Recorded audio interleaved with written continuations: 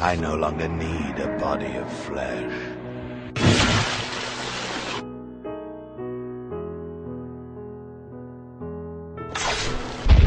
One day, you may have to walk this path too. Was my life worthwhile? Well, it's time, Jason. It's time to review the most hated game that you saw all of E3. You didn't like this game. You liked this game less than that Dragon Cancer. I did. I did indeed. The act of soothing a child with cancer was more preferable to you than playing Killer is Dead. Yeah, and that was actually, I think Killer is Dead is the first thing I played at E3. Really? Yeah. So you just walked up to like one of the stations that had Killer is Dead and started playing it? Yeah, and I was like, oh, so this is what this whole conference is going to be like? Great. Well, welcome everybody to Rage Select. We're talking today about Killer is Dead. And this is the new Suda51 game. And I said this to you yesterday, but I feel like this is the first time in a while that we've had a Suda51 game that is true Suda-rific, Suda-crazy. Like, we played Shadows of the Damned, and that was kind of straightforward. We played Lollipop Chainsaw. It's kind of straightforward. And that was vanilla, yeah. Well, those were games that had a pretty clear way of rolling. I mean, Shadows of the Damned was about a guy who went to hell to rescue his girlfriend. Yeah, okay. Lollipop Chainsaw was Sure. about a chick with their boyfriend's head as a purse who was killing zombies with a chainsaw. That's reducing both of these to make them sound like a normal video game. But, okay, but continue. But then the Pepsi challenge is, what do you reduce Killer is Dead to make it sound like a normal video game? Oh man, I don't even know. Fortunately, I didn't play it to review it. I just played it at E3. Yeah. Well, here, let me tell you the story. Oh boy. Mondo Zappa, the main character. Any relation to Dweezil or Frank or Moon Unit? Perhaps. We Okay. made those jokes. Perhaps. I couldn't tell you for sure. Works for the Brian execution firm for Brian Roses, a.k.a. Black Cable, as we called him in the He video. chose his first name? Yes. The Brian Execution Firm? Yes.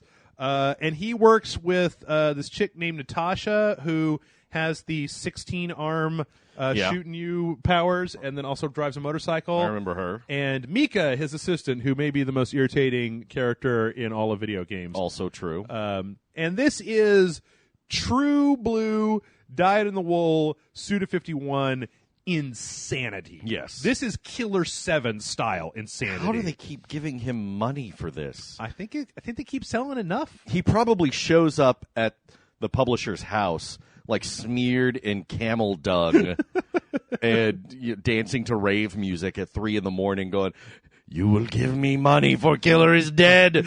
Just take the money and go. I don't care." You think he shows up with he just drops mescaline in everybody's drinks, and they're like, Yeah. "Dude, get Suda51 out of here. Just give him a deal. Give him a publishing contract."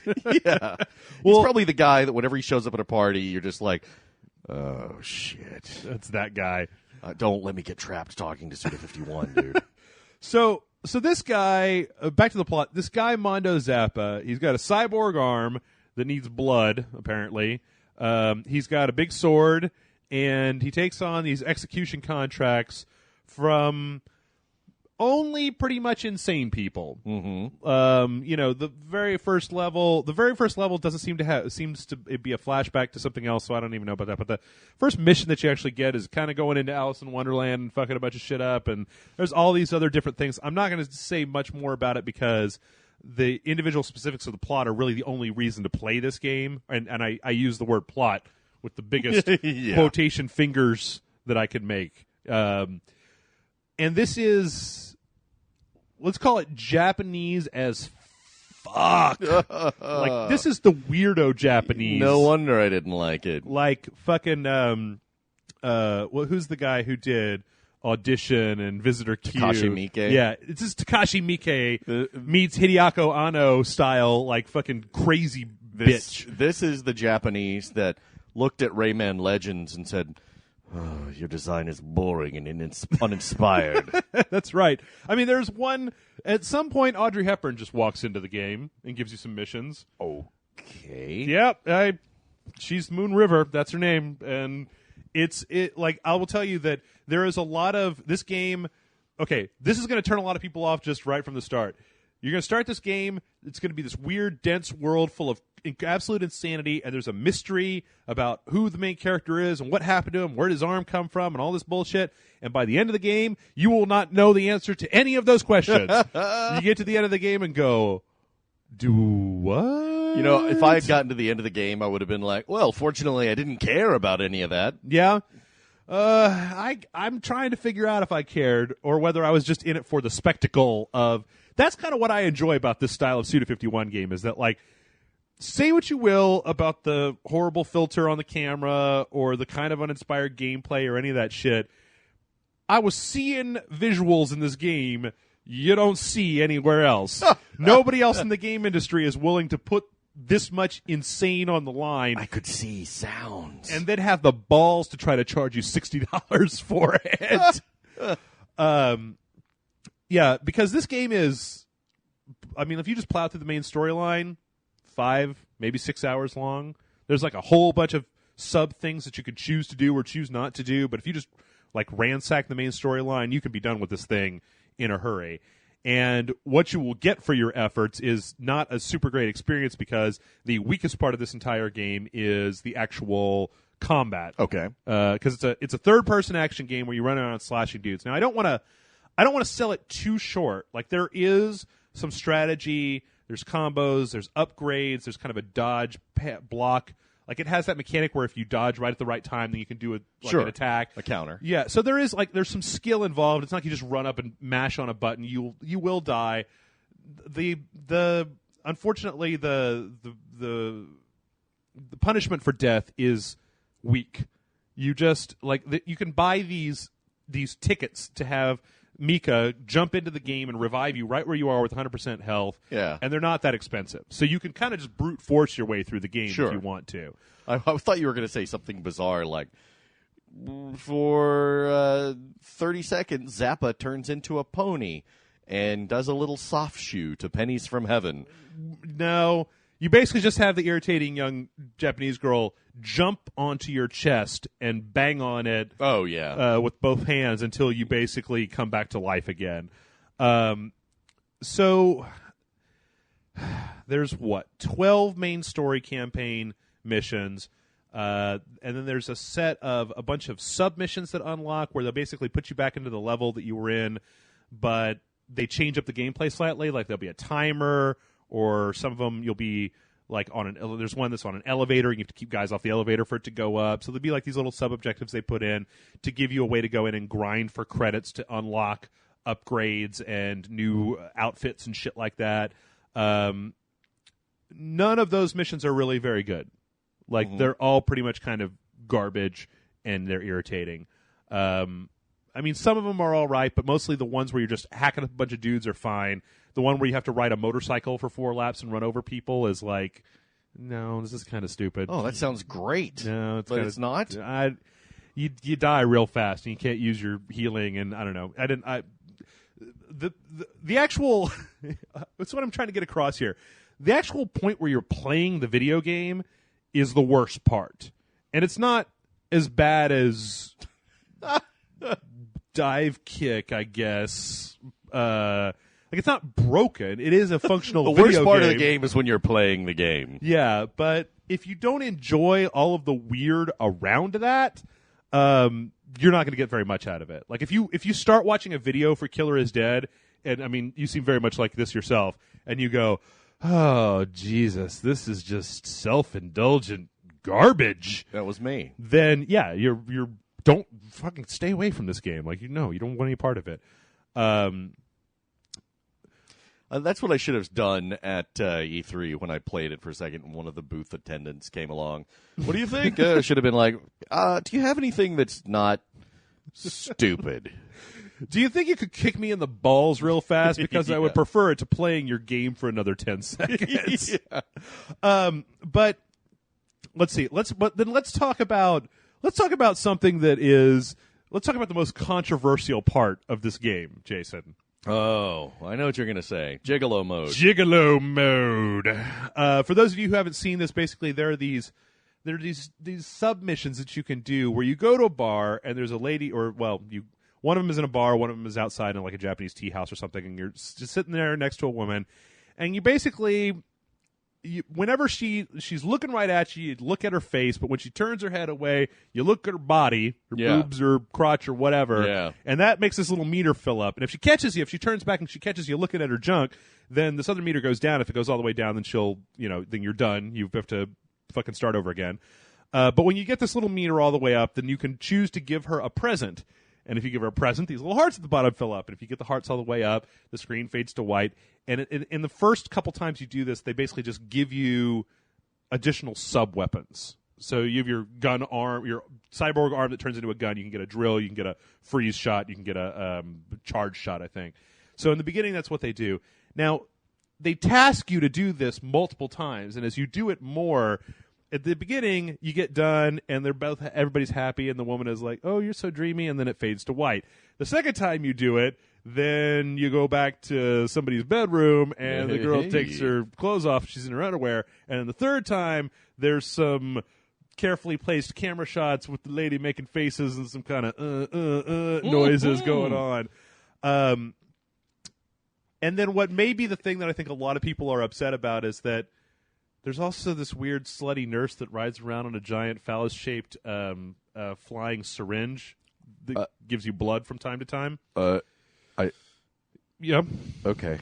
I'll continue. I don't have anything for that. And she's got these arena challenges, and every time you do these arena challenges, you get points, and if you fill up this meter with her, she will give you a pair of glasses.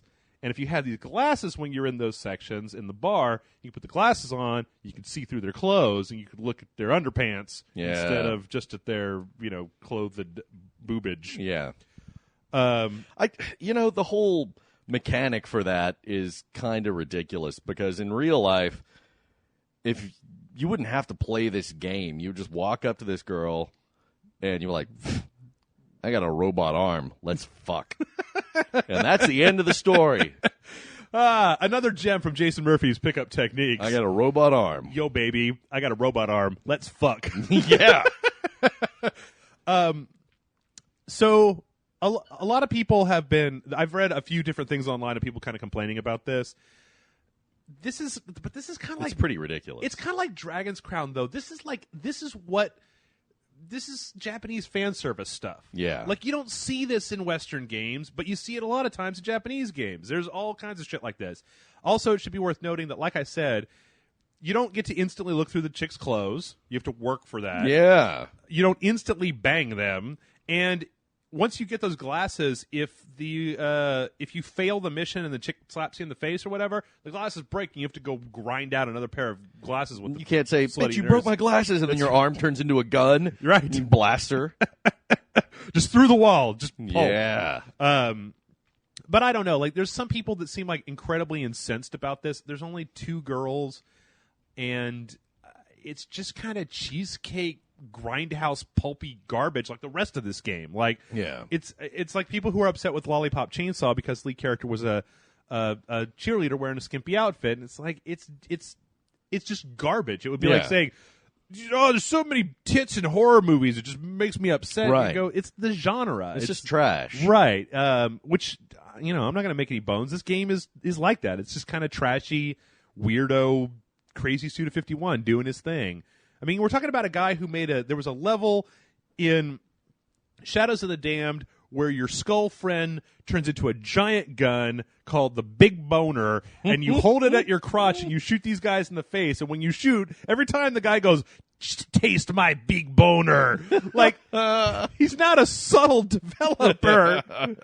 And you should know before you walk in that this kind of shit's going to happen. I mean, this, you see stuff like this in movies.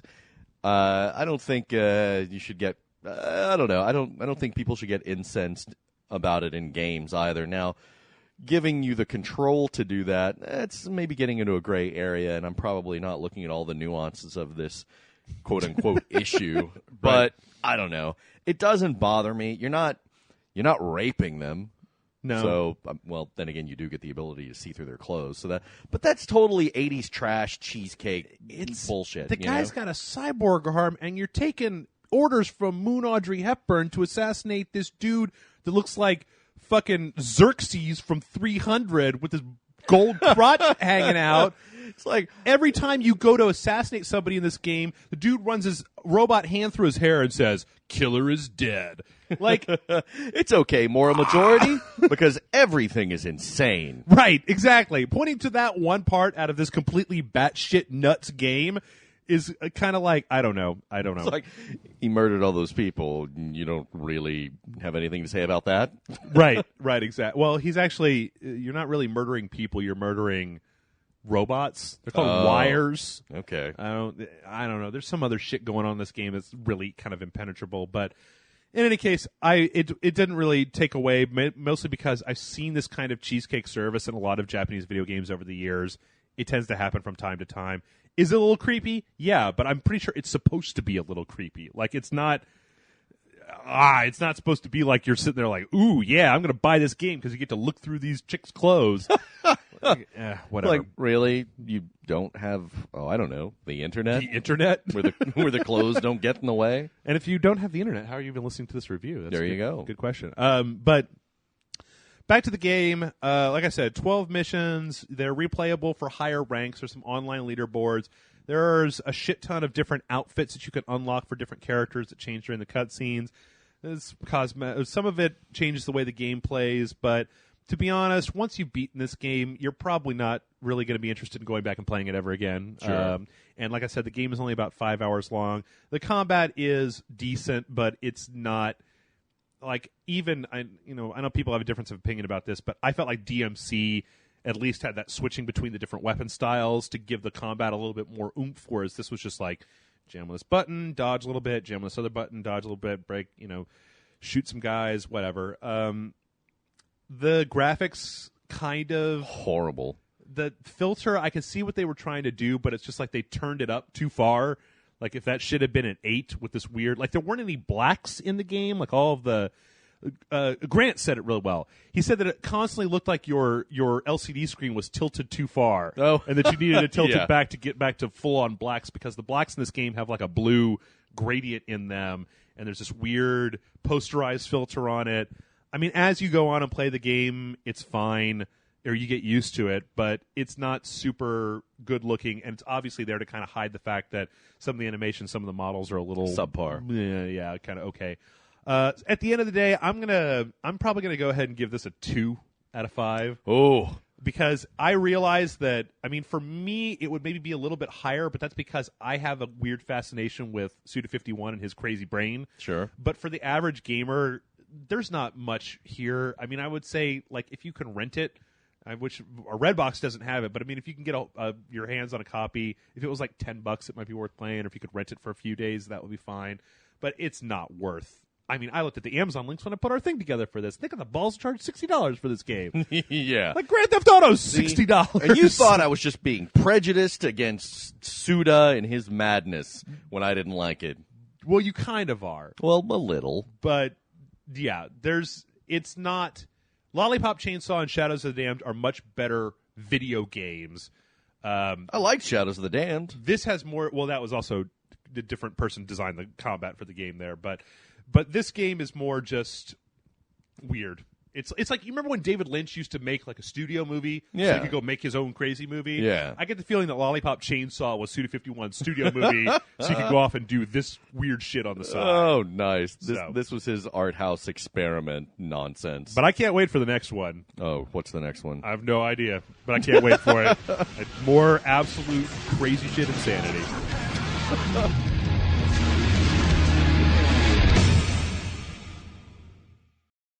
Say, do you think this game is ethical? That's none of my business. I just execute the jobs that are given to me.